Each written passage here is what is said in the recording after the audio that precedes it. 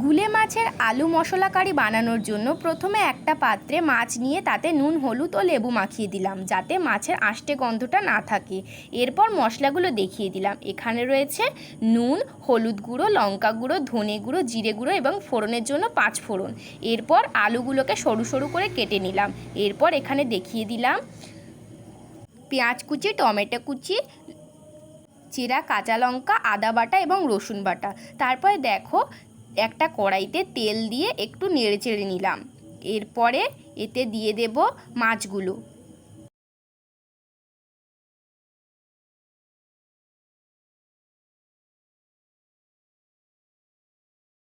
দেখো মাছগুলোকে সামান্য ভেজে নিলাম ওলট পালট করে। মাছ ভাজা হয়ে গিয়েছে, এবারে মাছগুলোকে তুলে নিলাম।